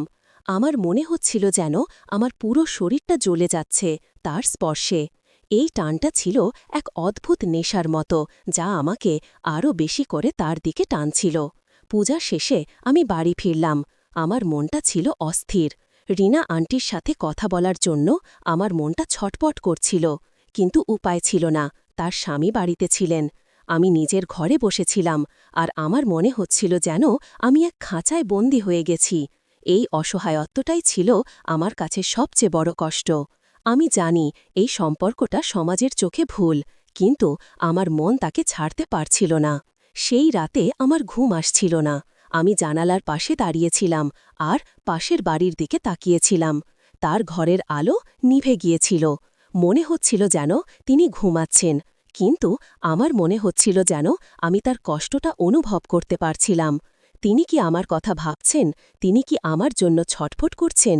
এই প্রশ্নগুলো আমাকে সব সময় তাড়া করে বেড়াত। পরদিন সকালে ঘুম থেকে উঠে আমি ছাদে গেলাম। সূর্যের আলো ঝলমল করছিল। ছাদে গিয়ে দেখি রিনা আন্টিও ছাদে এসেছেন। তিনি কাপড় তুলতে এসেছেন। তার স্বামী তখন অফিসে চলে গেছেন। আমাদের চোখাচোখি হতেই তিনি একটু হাসলেন। তার হাসিটা ছিল এক অন্য রকম। সেই হাসিতে এক ধরনের স্বস্তি ছিল আর এক ধরনের লঙ্গিং। আমি দ্রুত তার কাছে গেলাম। কেমন আছেন আন্টি? আমি তার দিকে তাকিয়ে বললাম। ভালো আছি রাহুল, তুমি কেমন আছো? তার কণ্ঠে এক ধরনের আবেগ ছিল। আমরা কথা বলতে শুরু করলাম। তিনি বললেন, লকডাউন উঠে গেলেও মনে হচ্ছে যেন আমি আরও বেশি করে বন্দী হয়ে গেছি। ওর সাথে একা একা থাকতে থাকতে হাঁপিয়ে উঠছি। তার কণ্ঠে এক ধরনের চাপা কষ্ট ছিল। আমি তার দুঃখটা বুঝতে পারছিলাম। আমি তার হাতটা আলতো করে ধরলাম। তিনি আমার দিকে তাকালেন। তার চোখে এক ধরনের কৃতজ্ঞতা আর ভালোবাসা ছিল। আমরা আরও কিছুক্ষণ কথা বললাম। তিনি তার স্বামীর কথা বলছিলেন, তার একাকিত্বের কথা বলছিলেন। আমি তার কথাগুলো মন দিয়ে শুনছিলাম। আমার মনে হচ্ছিল যেন আমি তার সব কষ্টটা অনুভব করতে পারছিলাম। আমি তার কাঁধে হাত রাখলাম। তার শরীরটা যেন আমার স্পর্শে শিহরিত হচ্ছিল। তিনি চোখ বুজেছিলেন। তার নিঃশ্বাস দ্রুত হয়ে যাচ্ছিল। আমি তার কানের কাছে ফিসফিস করে বললাম, আন্টি, আপনি একা নন, আমি তো আছি আপনার পাশে। আমার কণ্ঠে এক ধরনের আবেগ ছিল যা আমি নিজে ধারণ করতে পারছিলাম না। তিনি আরও ঝুঁকে এলেন। তার মুখটা আমার মুখের খুব কাছাকাছি। তার নিঃশ্বাস আমার মুখে এসে লাগছিল। আমি তার কপালে, গালে আর তারপর তার ঠোঁটে আলতো করে চুমু খেলাম। সেই চুমুটা ছিল দীর্ঘ, গভীর আর আবেগপূর্ণ। তিনি কোনো বাধা দিলেন না, বরং আমার ঠোঁটেই তার ঠোঁটকে মিলিয়ে দিলেন। সেই দিনটা ছিল আমাদের জন্য এক নতুন শুরু। লকডাউন শেষ হলেও আমাদের মধ্যকার সম্পর্ক আরও গভীর হচ্ছিল। আমরা ছাদের নির্জন কোণে বা কখনো তার বারান্দার আড়ালে মুহূর্তের জন্য হলেও একে অপরের সান্নিধ্য খুঁজতাম। প্রতিটা গোপন সাক্ষাৎ যেন আমাদের সম্পর্কের বাঁধনকে আরও মজবুত করে তুলছিল। তার স্বামীর উপস্থিতি আমাদের জন্য এক অদৃশ্য প্রাচীর তৈরি করেছিল বটে, কিন্তু সেই প্রাচীর ভেদ করে একে অপরের কাছে আসার আকাঙ্ক্ষাটা যেন আরও তীব্র হয়ে উঠছিল। দিনের বেলায় যখন তার স্বামী বাড়িতে থাকতেন, রিনা আন্টি তখন আমাকে এড়িয়েই চলতেন। তার চোখে মুখে আমি এক ধরনের অপরাধবোধ দেখতে পেতাম, আবার একই সাথে এক গভীর লঙ্গিংও থাকত। আমি বুঝতে পারতাম তিনি কতটা ছটপট করছেন। আমারও ঠিক একই রকম লাগত। তাকে এক ঝলক দেখার জন্য, তার সাথে সামান্য কথা বলার জন্য আমার মনটা ছটপট করত। এই যন্ত্রণা ছিল এক মিষ্টি যন্ত্রণা, এক নিষিদ্ধ প্রেমের অবিচ্ছেদ্য অংশ। একদিন বিকেলে আমার অফিসের কাজ শেষ করে বাড়ি ফিরছিলাম। দেখি রিনা আন্টি তার বারান্দায় দাঁড়িয়ে আকাশ দেখছেন। তার মুখটা কেমন বিষণ্ণ দেখাচ্ছিল। আমি আমাদের বাড়ির গেটে দাঁড়িয়ে তার দিকে তাকিয়েছিলাম। আমাদের চোখাচোখি হতেই তিনি দ্রুত চোখ ফিরিয়ে নিলেন। তার ঠোঁটে এক মলিন হাসি ছিল, যা আমার মনকে আরও বেশি করে ছুঁয়ে গেল। আমি বুঝতে পারলাম তিনি কতটা একা অনুভব করছেন। সেই রাতে যখন বাবা মা ঘুমিয়ে পড়লেন, আমি তখন আমার মোবাইল ফোনটা হাতে নিলাম। তাকে একটা মেসেজ করলাম, আন্টি, আপনি কেমন আছেন? আমি আপনার জন্য ছটফট করছি। কয়েক মিনিট পরেই তার রিপ্লাই এলো, আমিও খুব একা রাহুল, তোমাকে ছাড়া আমার দম বন্ধ হয়ে আসছে। সেই মেসেজটা আমার মনকে যেন আরও বেশি করে নাড়া দিল। আমরা টেক্সটিং শুরু করলাম, যা ছিল আমাদের নতুন গোপন যোগাযোগের মাধ্যম। রাতের আধারে মোবাইলের স্ক্রিনের আলোয় আমাদের মনের কথাগুলো একে অপরের কাছে পৌঁছে যাচ্ছিল। টেক্সটিংয়ের মাধ্যমে আমাদের সম্পর্কটা যেন এক নতুন মাত্রা পেল। আমরা একে অপরের সাথে আরও খোলামেলা হতে শুরু করলাম। তিনি তার জীবনের সব দুঃখ, সব অপূর্ণতার কথা বলতেন। তার স্বামীর সাথে তার সম্পর্কের শীতলতা, তার একাকিত্ব, তার সব স্বপ্নভঙ্গের গল্প। আর আমি আমার স্বপ্ন, আমার ভবিষ্যৎ, তাকে নিয়ে আমার গভীর অনুভূতির কথা বলতাম। মনে হতো যেন আমরা একে অপরের আত্মার সঙ্গী হয়ে উঠেছি। এই সম্পর্কটা ছিল সম্পূর্ণ মানসিক, কিন্তু এর গভীরতা ছিল শারীরিক সম্পর্কের চেয়েও বেশি। আমাদের টেক্সটিংয়ে এক অন্য রকম আবেগ থাকত, এক অন্য রকম উষ্ণতা। আমরা একে অপরের কাছে আশ্রয় হয়ে উঠেছিলাম। একদিন রিনা আন্টি মেসেজে লিখলেন, রাহুল, আমার মনে হচ্ছে আমি তোমাকে ভালোবেসে ফেলেছি। এটা হয়তো ভুল, কিন্তু আমি তোমাকে ছাড়া বাঁচতে পারবো না। তার এই কথা শুনে আমার বুকের ভেতরটা কেঁপে উঠল। আমিও কি তাকে ভালোবাসি? এই প্রশ্নটা আমার মনে বারবার আসছিল। আমি জানতাম আমাদের সম্পর্কটা সমাজের চোখে পাপ, কিন্তু আমার মন তাকে ছাড়া বাঁচতে পারছিল না। আমি তাকে রিপ্লাই করলাম, আন্টি, আমিও আপনাকে ভালোবাসি, আপনি আমার জীবনের সব। আমাদের এই প্রেমের স্বীকৃতিটা যেন আমাদের সম্পর্ককে আরও বেশি করে জটিল করে তুলল। আমরা দুজনেই বুঝতে পারছিলাম এই সম্পর্কের কোনো ভবিষ্যৎ নেই, কিন্তু সেই মুহূর্তে আমাদের কাছে এটাই ছিল সব। আমরা একে অপরের সাথে দেখা করার জন্য আরও বেশি করে অস্থির হয়ে উঠলাম। প্রতিটা সুযোগের অপেক্ষায় থাকতাম। যখন তার স্বামী কোনো কাজে বাইরে যেতেন, তখন তিনি আমাকে মেসেজ করতেন, রাহুল, এসো, আমি একা আছি। আর আমি যেন এক বিদ্যুৎস্পৃষ্ট মানুষের মতো তার কাছে ছুটে যেতাম। সেই গোপন সাক্ষাৎগুলো ছিল আমাদের কাছে অমূল্য। আমরা একে অপরকে বুকে জড়িয়ে ধরতাম, আর আমাদের শরীরের উষ্ণতা যেন আমাদের সব দুঃখ, সব ভয় ভুলিয়ে দিত। তার নরম ঠোঁটের স্পর্শ, তার শরীরের মিষ্টি গন্ধ আমার কাছে নেশার মতো হয়ে গিয়েছিল। আমরা একে অপরের গভীরে ডুব দিতাম, আর সেই মুহূর্তে মনে হতো যেন পৃথিবীটা থেমে গেছে, আর শুধু আমরা এই প্রশ্নটা আমাকে সবসময় তাড়া করে বেড়াত। আমার মনে হতো যেন আমি এক অদৃশ্য খাঁচায় বন্দী হয়ে গেছি। একদিন দুপুরে রিনা আন্টির স্বামী অফিসের কাজে বাইরে গেছিলেন। রিনা আন্টি আমাকে মেসেজ করলেন, রাহুল, এসো, আমি তোমার জন্য অপেক্ষা করছি। আমি দ্রুত তার কাছে গেলাম। তিনি দরজা খুলতেই আমি তাকে জড়িয়ে ধরলাম। তার চোখে মুখে এক ধরনের লঙ্গিং ছিল, যা আমার হৃদয়কে ছুঁয়ে যাচ্ছিল। আমরা ভেতরে গেলাম। তিনি আমাকে সোফায় বসালেন। আজ তোমাকে খুব একা একা লাগছিল, তাই ডাকলাম। তার কণ্ঠে এক ধরনের আবেগ ছিল। আমরা কথা বলতে শুরু করলাম। তিনি তার জীবনের সব অপূর্ণতার কথা বলছিলেন। তার স্বামী নাকি তাকে পর্যাপ্ত সময় দেন না, তার মনের কথা বোঝেন না। তার কোনো ছেলে পিলে নেই, তাই তার জীবনটা একদম নিরস হয়ে গেছে। আমি তার কথাগুলো মন দিয়ে শুনছিলাম। আমার মনে হচ্ছিল যেন আমি তার সব কষ্টটা অনুভব করতে পারছিলাম। আমি তার হাতটা আলতো করে ধরলাম। তার হাতের স্পর্শ আমার মনে এক অন্যরকম অনুভূতি এনে দিল। হঠাৎ করেই আমার মনে এক তীব্র আকাঙ্ক্ষা জেগে উঠল। আমি তাকে আরও কাছে টেনে নিলাম। তার নরম শরীর আমার শরীরের সাথে মিশে গেল। তার নিঃশ্বাস আমার নিঃশ্বাসের সাথে মিশে যাচ্ছিল। আমি তার ঠোঁটে আলতো করে চুমু খেলাম। সেই চুমুটা ছিল দীর্ঘ, গভীর আর আবেগপূর্ণ। তিনি কোনো বাধা দিলেন না, বরং আমার ঠোঁটেই তার ঠোঁটকে মিলিয়ে দিলেন। আমাদের প্রেম যেন আরও গভীর হচ্ছিল। সেই দুপুরে আমরা একে অপরের গভীরে ডুব দিলাম। তার শাড়ির আঁচলটা কখন যে শরীর থেকে সরে গিয়েছিল আমি টেরও পাইনি। আমি আমার হাত তার পিঠের ওপর বুলিয়ে দিচ্ছিলাম, আর তার শরীরের নরম স্পর্শ আমাকে যেন পাগল করে তুলছিল। তার নিঃশ্বাস আমার নিঃশ্বাসের সাথে মিশে যাচ্ছিল, আর আমাদের শরীরের উষ্ণতা ধীরে ধীরে বাড়তে থাকছিল। আমরা একে অপরের খুব কাছাকাছি ছিলাম, এতটাই কাছাকাছি যে আমাদের মাঝখানে কোনো ফাঁকা স্থান ছিল না। তার চোখের গভীরে আমি এক অন্যরকম উন্মাদনা দেখতে পাচ্ছিলাম। তার চুলগুলো আমার মুখে এসে লাগছিল, আর তার শরীরের মিষ্টি গন্ধ আমার সমস্ত ইন্দ্রিয়কে আচ্ছন্ন করে ফেলছিল। আমি তার গলা, তার কাঁধে আলতো করে চুমু খেতে শুরু করলাম। তার শরীরটা যেন আমার প্রতিটি স্পর্শে কেঁপে উঠছিল। তিনি আমার হাতটা ধরে তার পেটের ওপর রাখলেন। তার উষ্ণতা আমার হাতকে যেন আরও গভীরে নিয়ে যেতে চাইছিল। সেই দুপুরটা ছিল আমাদের জীবনের এক অবিস্মরণীয় মুহূর্ত, কিন্তু সেই সুখটা ছিল ক্ষণস্থায়ী। কয়েক ঘণ্টা পরেই তিনি বললেন, রাহুল, এবার তুমি যাও, ওর ফিরে আসার সময় হয়ে গেছে। তার কণ্ঠে এক ধরনের ভয় ছিল, আমিও বুঝতে পারছিলাম। আমি তাকে বুকে জড়িয়ে ধরলাম, আর তার কপালে আলতো করে চুমু খেলাম। আমি আবার আসব, আমি তাকে বললাম। তিনি মৃদু হাসলেন। সেই হাসিটা ছিল এক বিষণ্ণ হাসি। আমি তার বাড়ি থেকে বেরোলাম। আমার মনে হচ্ছিল যেন আমি এক অন্য জগতে চলে এসেছি। এই সম্পর্কটা ছিল নিষিদ্ধ, কিন্তু আমার কাছে ছিল সব। আমি জানি না এই সম্পর্কের শেষ কোথায়, কিন্তু সেই মুহূর্তে আমি শুধু তাকেই চেয়েছিলাম। দিনগুলো এভাবেই কাটছিল। আমাদের সম্পর্কটা যেন এক গোপন লতার মতো বেড়ে হচ্ছিল, যা বাইরের পৃথিবীর চোখ থেকে আড়ালে থাকত।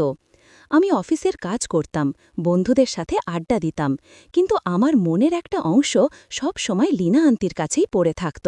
আর তিনি তার স্বামীর সাথে এক ছাদের নিচে বাস করতেন, কিন্তু তার মনটা ছিল আমার কাছে। এই দ্বৈত জীবনযাপন করাটা এক সময় আমার কাছে অসহ্য মনে হতে শুরু করল। আমার ভেতরে এক ধরনের অপরাধবোধ কাজ করছিল। আমি জানতাম আমি একটা ভুল করছি, সমাজের চোখে এটা ঘোর অন্যায়, কিন্তু আমি তাকে ছাড়তে পারছিলাম না। রিনা আন্টিকে ছাড়া আমার জীবনটা যেন পানসে মনে হচ্ছিল। একদিন রিনা আন্টি আমাকে মেসেজ করলেন, রাহুল, আমার খুব ভয় লাগছে, যদি ওর কাছে সব ফাঁস হয়ে যায়। তার এই কথা শুনে আমার বুকের ভেতরটা কেঁপে উঠল। আমিও তো ভয়ে ভয়ে থাকতাম। এই সম্পর্কের ঝুঁকি কতটুকু তা আমরা দুজনেই বুঝতে পারছিলাম। আমি তাকে রিপ্লাই করলাম, ভয় পাবেন না আন্টি, আমি তো আছি আপনার পাশে, আমরা সব সামলে নেব। কিন্তু এই আশ্বাসটা ছিল মিথ্যা। আমি জানতাম আমরা সব সামলে নিতে পারব না।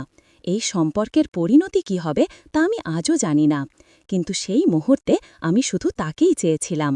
আমাদের সম্পর্কটা যেন এক অনিশ্চিত ভবিষ্যতের দিকে এগিয়ে যাচ্ছিল। কয়েক মাস কেটে গেল। আমাদের সম্পর্কটা আরও গভীরে যাচ্ছিল।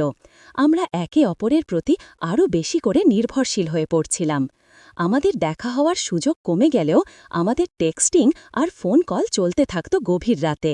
সেই রাতের কথোপকথনগুলো ছিল আমাদের কাছে এক অন্যরকম আশ্রয়। আমরা একে অপরের কাছে আমাদের সব দুঃখ, সব আনন্দ, সব স্বপ্ন শেয়ার করতাম। একদিন রিনা আন্টি আমাকে বললেন, রাহুল, তুমি কি আমাকে নিয়ে পালাতে পারবে? তার এই কথা শুনেন আমার বুকের ভেতরটা ধুকপুক করে উঠল। পালাতে? আমি কি সত্যি তাকে নিয়ে পালাতে পারব? আমার বাবা মা, সমাজ সব ছেড়ে কি আমি তার সাথে একটা নতুন জীবন শুরু করতে পারব? এই প্রশ্নগুলো আমাকে সব সময় তাড়া করে বেড়াত। আমি জানতাম এটা অসম্ভব। আমাদের মধ্যে বয়সের পার্থক্য ছিল, সামাজিক স্বীকৃতি ছিল না, আর আমি একজন মধ্যবিত্ত পরিবারের ছেলে। এই সম্পর্কটা সমাজের চোখে কোনো দিনই স্বীকৃতি পেত না। আমি তাকে রিপ্লাই করলাম, আন্টি, এটা সম্ভব নয়। আমরা কি পারি না এভাবেই থাকতে, গোপনে কিন্তু মন থেকে একে অপরের সাথে? আমার এই কথা শুনে তিনি চুপ করে গেলেন। তিনি হয়তো বুঝতে পারছিলেন এটা অসম্ভব, কিন্তু তার মনটা ছিল অস্থির। তিনি জানতেন এই সম্পর্কের কোনো ভবিষ্যৎ নেই, কিন্তু তিনি তাকে ছাড়তে পারছিলেন না। সেই দিনটা আমাদের সম্পর্কের মোড় ঘুরিয়ে দিল। আমরা দুজনেই বুঝতে পারছিলাম আমাদের সম্পর্কটা এক অন্তিম পরিণতির দিকে এগিয়ে যাচ্ছে। এই সম্পর্কটা ছিল সুন্দর, কিন্তু তার পরিণতি ছিল বেদনাদায়ক। আমরা দুজনেই যেন এক অদৃশ্য জালে ফেসে গেছি, যে জাল থেকে বেরোনোর কোনো উপায় ছিল না। লকডাউনের দিনগুলি শেষ হলেও আমাদের জীবনের লকডাউন যেন আরও বেশি করে বেড়ে চলছিল। আমরা একে অপরের কাছে বন্দী, এক নিষিদ্ধ প্রেমের বাঁধনে বন্দী। এই বাঁধন থেকে মুক্তির কোনো উপায় ছিল না। একদিন রিনা আন্টির স্বামী বিদেশ সফরে গেলেন ৩ মাসের জন্য। এই খবরটা শুনে আমাদের মনে এক অন্যরকম আনন্দ হল। আমরা জানতাম এই ৩ মাস আমরা একে অপরের সাথে আরও বেশি করে সময় কাটাতে পারব। তার স্বামী চলে যাওয়ার পরেই তিনি আমাকে মেসেজ করলেন, রাহুল, এসো, আমি একা আছি। আমি যেন এক বিদ্যুৎস্পৃষ্ট মানুষের মতো তার কাছে ছুটে গেলাম। সেই ৩ মাস ছিল আমাদের জীবনের সবচেয়ে সুখের সময়। আমরা একে অপরের সাথে দিনের পর দিন, রাতের পর রাত কাটালাম। আমরা একে অপরের গভীরে ডুব দিলাম। তার নরম ঠোঁটের স্পর্শ, তার শরীরের মিষ্টি গন্ধ আমার কাছে নেশার মতো হয়ে গিয়েছিল। আমরা একে অপরের কাছে আমাদের সব দুঃখ, সব আনন্দ, সব স্বপ্ন শেয়ার করতাম। মনে হতো যেন আমরা এক নতুন জগতে চলে গেছি, যেখানে শুধু আমরা দুজনই আছি। সেই ৩ মাস আমরা একে অপরের কাছে প্রেমিক প্রেমিকা হয়ে উঠেছিলাম। আমরা একসাথে রান্না করতাম, একসাথে সিনেমা দেখতাম, একসাথে ঘুমাতাম। তার বাড়ির প্রত্যেকটা কোণা যেন আমাদের প্রেমের সাক্ষী হয়ে উঠেছিল। সেই মুহূর্তে আমাদের কাছে পৃথিবীটা থেমে গিয়েছিল, আর শুধু আমরা দুজনই ছিলাম এই পৃথিবীতে। এই সম্পর্কটা ছিল নিষিদ্ধ, কিন্তু আমাদের কাছে ছিল সব। আমরা একে অপরের কাছে এক আশ্রয় হয়ে উঠেছিলাম, এক এমন আশ্রয় যা সমাজের চোখে পাপ, কিন্তু আমাদের কাছে ছিল এক অদ্ভুত মুক্তি। কিন্তু সেই ৩ মাসও শেষ হল। তার স্বামী ফিরে আসার দিন ঘনিয়ে আলো। আমাদের মনে এক ধরনের বিষণ্ণতা নেমে আলো। আমরা জানতাম এই সুখটা ছিল ক্ষণস্থায়ী। তার স্বামী ফিরে এলেই আমাদের সেই গোপন জগৎটা আবার ছোট হয়ে যাবে। আমরা আবার সমাজের চোখে সাধারণ প্রতিবেশী হয়ে যাব, আর আমাদের প্রেমটা আবার রাতের অন্ধকারে লুকিয়ে থাকবে। শেষ রাতে আমরা একে অপরকে জড়িয়ে ধরে কাঁদছিলাম। রাহুল, আমার খুব ভয় লাগছে, তুমি আমাকে ছেড়ে যাবে না তো? রিনা আন্টি আমার দিকে তাকিয়ে বললেন। তার চোখে এক ধরনের অসহায়ত্ব যা আমার হৃদয়কে ছুঁয়ে যাচ্ছিল। আমি তাকে বুকে জড়িয়ে ধরলাম। আন্টি, আমি আপনাকে ছেড়ে কোথাও যাব না, আমি সব সময় আপনার পাশে থাকব। আমার এই আশ্বাসটা ছিল মিথ্যা। আমি জানতাম আমরা সব সময় একে অপরের পাশে থাকতে পারব না।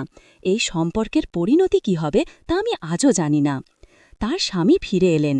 আমাদের গোপন জগৎটা আবার ছোট হয়ে গেল। আমরা আবার সমাজের চোখে সাধারণ প্রতিবেশী হয়ে গেলাম। কিন্তু আমাদের মনের গভীরে আমাদের প্রেমটা আগের মতোই ছিল। আমরা রাতের অন্ধকারে টেক্সটিং আর ফোন কলের মাধ্যমে একে অপরের সাথে যোগাযোগ রাখতাম। সেই রাতের কথোপকথনগুলো ছিল আমাদের কাছে এক অন্যরকম আশ্রয়। কিন্তু এই সম্পর্কটা ছিল এক অদৃশ্য বাঁধনের মতো, যা আমাদের দুজনকে একসাথে বেঁধে রেখেছিল।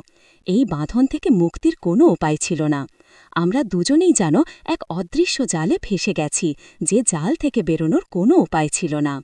কয়েক বছর কেটে গেল। আমি এখন একজন প্রতিষ্ঠিত যুবক।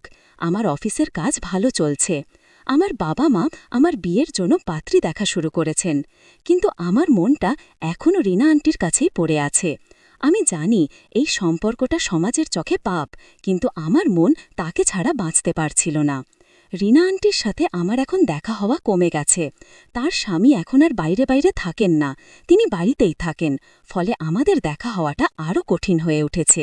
আমরা শুধু ছাদের পাঁচিলের ওপার থেকে একে অপরের দিকে তাকিয়ে থাকি। সেই নীরব চাহনিতেই যেন হাজারো কথা বলা হয়ে যায়। তার চোখে আমি একই কষ্ট, একই লঙ্গিং দেখতাম, যা আমার নিজের ভেতরেও ছিল। একদিন রিনা আন্টি আমাকে মেসেজ করলেন, রাহুল, আমি প্রেগনেন্ট। তার এই কথা শুনে আমার বুকের ভেতরটা কেঁপে উঠল। প্রেগনেন্ট? কার সন্তান, আমার নাকি তার স্বামীর? এই প্রশ্নটা আমার মনে বারবার আসছিল। আমি জানতাম এটা অসম্ভব। তার স্বামী তো এত বছর ধরে বাড়িতেই আছেন, তাহলে কিভাবে? আমি জানতাম এটা অসম্ভব। আমি তাকে বললাম, আন্টি, আপনি এটা করবেন না, আমি সব সামলে নেব, আমি আপনার পাশে থাকব। কিন্তু তিনি আমার কথা শুনলেন না।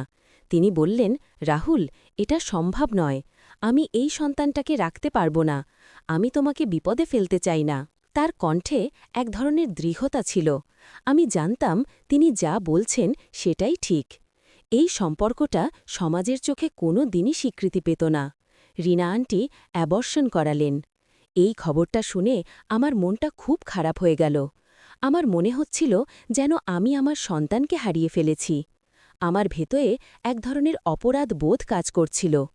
আমি জানতাম আমি একটা ভুল করছি, সমাজের চোখে এটা ঘোর অন্যায়। কিন্তু আমি তাকে ছাড়তে পারছিলাম না। রিনা আন্টিকে ছাড়া আমার জীবনটা যেন পানসে মনে হচ্ছিল।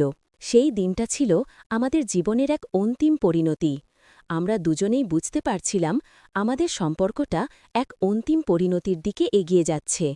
এই সম্পর্কটা ছিল সুন্দর, কিন্তু তার পরিণতি ছিল বেদনাদায়ক। আমরা দুজনেই যেন এক অদৃশ্য জালে ফেসে গেছি, যে জাল থেকে বেরোনোর কোনো উপায় ছিল না। কয়েক মাস পর রিনা আন্টি আমাকে ফোন করে বললেন, রাহুল, আমি তোমার সাথে দেখা করতে চাই, একবারের জন্য হলেও। আমি দ্রুত তার কাছে গেলাম। তিনি দরজা খুলতেই আমি তাকে জড়িয়ে ধরলাম। তার চোখে মুখে এক ধরনের কষ্ট ছিল। আমরা ভেতরে গেলাম। তিনি আমাকে সোফায় বসালেন। রাহুল, আমি তোমার সাথে আর সম্পর্ক রাখতে পারব না, এটা ভুল। তার কণ্ঠে এক ধরনের দৃঢ়তা ছিল। তার এই কথা শুনে আমার বুকের ভেতরটা কেঁপে উঠল। আমি জানতাম তিনি যা বলছেন সেটাই ঠিক। এই সম্পর্কটা সমাজের চোখে কোনো দিনই স্বীকৃতি পেত না। কিন্তু আমার মন তাকে ছাড়তে রাজি ছিল না। আমি তাকে বললাম, আন্টি, আপনি এটা করবেন না, আমি আপনাকে ছাড়া বাঁচতে পারব না। তিনি কাঁদছিলেন। রাহুল, এটা সম্ভব নয়, আমরা দুজনেই ভুল করছি, আমি তোমাকে বিপদে ফেলতে চাই না। তুমি নিজের জীবন শুরু করো, বিয়ে করো, একটা সুন্দর জীবন পাও। তার কণ্ঠস্বরটা ছিল অস্থির। আমি তাকে বুকে জড়িয়ে ধরলাম। তার শরীরের উষ্ণতা আমার সারা শরীরে ছড়িয়ে পড়ছিল। আমি তার মাথায় আলতো করে চুমু খেলাম। তিনি চোখ বুজেছিলেন। তার নিঃশ্বাস দ্রুত হয়ে যাচ্ছিল। আমরা দুজনেই বুঝতে পারছিলাম আমাদের সম্পর্কটা শেষ হয়ে গেছে। সেই দিনটা ছিল আমাদের জীবনের এক অন্তিম পরিণতি। আমরা দুজনেই বুঝতে পারছিলাম আমাদের সম্পর্কটা এক অন্তিম পরিণতির দিকে এগিয়ে যাচ্ছে। এই সম্পর্কটা ছিল সুন্দর, কিন্তু তার পরিণতি ছিল বেদনাদায়ক। আমরা দুজনেই যেন এক অদৃশ্য জালে ফেসে গেছি, যে জাল থেকে বেরোনোর কোনো উপায় ছিল না। আমি তার বাড়ি থেকে বের হলাম। আমার মনে হচ্ছিল যেন আমি এক অন্য জগতে চলে এসেছি। এই সম্পর্কটা ছিল নিষিদ্ধ, কিন্তু আমার কাছে ছিল সব। আমি জানি না এই সম্পর্কের শেষ কোথায়, কিন্তু সেই মুহূর্তে আমি শুধু তাকেই চেয়েছিলাম। কয়েক মাস কেটে গেল। আমি রিনা আন্টিকে ভুলে থাকার চেষ্টা করছিলাম, কিন্তু তার স্মৃতি আমাকে সব সময় তাড়া করে বেড়াত। তার হাসি, তার চোখের চাহনি, তার হাতের স্পর্শ সব যেন আমার মনে গেঁথে গিয়েছিল। আমি জানতাম আমি তাকে কোনো দিন ভুলতে পারব না। আমার বাবা মা আমার বিয়ের জন্য পাত্রী দেখতে শুরু করলেন। আমি বাধ্য হয়ে তাদের পছন্দমতো একটি মেয়েকে বিয়ে করলাম। আমার স্ত্রী খুব ভালো মেয়ে, সে আমাকে ভালোবাসে, কিন্তু আমার মনটা এখনও রিনা আন্টির কাছেই পড়ে আছে। আমি জানি এটা ভুল, কিন্তু আমার মন তাকে ছাড়া বাঁচতে পারছিল না। রিনা আন্টিকে আমি এখন আর দেখি না। তিনি তার স্বামীর সাথে অন্য কোথাও চলে গেছেন। তাদের বাড়িটা এখন খালি। আমি যখন সেই গলির পাশ দিয়ে যাই, তখন আমার মনে হয় যেন আমি এক অন্য জগতে চলে এসেছি। সেই দিনের স্মৃতিগুলো আমাকে সব সময় তাড়া করে বেড়াত। আমার ইমো নাম্বার 9876XXXX 9876XXXX। যারা আমার সাথে ব্যক্তিগতভাবে কথা বলতে চান, তারা এই নাম্বারে মেসেজ করবেন। আমি আপনাদের সকল প্রশ্নের উত্তর দেব। সেই লকডাউনের দিনগুলো ছিল আমার জীবনের এক অবিস্মরণীয় অধ্যায়। সেই দিনগুলোতে আমি এক অন্য রকম সম্পর্ক খুঁজে পেয়েছিলাম, এক নিষিদ্ধ প্রেম যা আমার জীবনকে সম্পূর্ণ বদলে দিয়েছিল। সেই প্রেমটা ছিল সুন্দর, কিন্তু তার পরিণতি ছিল বেদনাদায়ক। আমি জানি না আমি তাকে কোনো দিন ভুলতে পারব কিনা, কিন্তু আমি জানি তার স্মৃতি আমার হৃদয়ে সব সময় থাকবে। আজও যখন আমি রাতের আধারে একা থাকি, তখন আমার মনে রিনা আন্টির মুখটা ভেসে ওঠে। তার হাসি, তার চোখের চাহনি, তার হাতের স্পর্শ সব যেন আমার মনে গেঁথে গিয়েছিল। আমি জানতাম আমি তাকে কোনো দিন ভুলতে পারব না। আমি জানি এই সম্পর্কটা সমাজের চোখে পাপ, কিন্তু আমার কাছে ছিল সব। এই গল্পের পরিণতি আজও আমি জানি না। আমি জানি না রিনা আন্টি কেমন আছেন। তিনি কি আমাকে মনে রেখেছেন? তিনি কি আমার জন্য ছটপট করছেন? এই প্রশ্নগুলো আমাকে সব সময় তাড়া করে বেড়াত। আমার জীবনটা এখন স্বাভাবিক। আমি আমার স্ত্রী আর সন্তানদের নিয়ে সুখী, কিন্তু আমার মনের একটা অংশ সব সময় রিনা আন্টির কাছেই পড়ে আছে। আমি জানি এটা ভুল, কিন্তু আমার মন তাকে ছাড়া বাঁচতে পারছিল না। সেই লকডাউনের দিনগুলি ছিল আমার জীবনের এক অবিস্মরণীয় অধ্যায়। সেই দিনগুলোতে আমি এক অন্য রকম সম্পর্ক খুঁজে পেয়েছিলাম, এক নিষিদ্ধ প্রেম যা আমার জীবনকে সম্পূর্ণ বদলে দিয়েছিল। সেই প্রেমটা ছিল সুন্দর, কিন্তু তার পরিণতি ছিল বেদনাদায়ক। আমি জানি না আমি তাকে কোনো দিন ভুলতে পারব না, কিন্তু আমি জানি তার স্মৃতি আমার হৃদয়ে সব সময় থাকবে। আপনারা যদি গল্পটি শুনে আনন্দ পান, তাহলে আমাদের সাথেই থাকুন এবং আমাদের চ্যানেল সাবস্ক্রাইব করুন।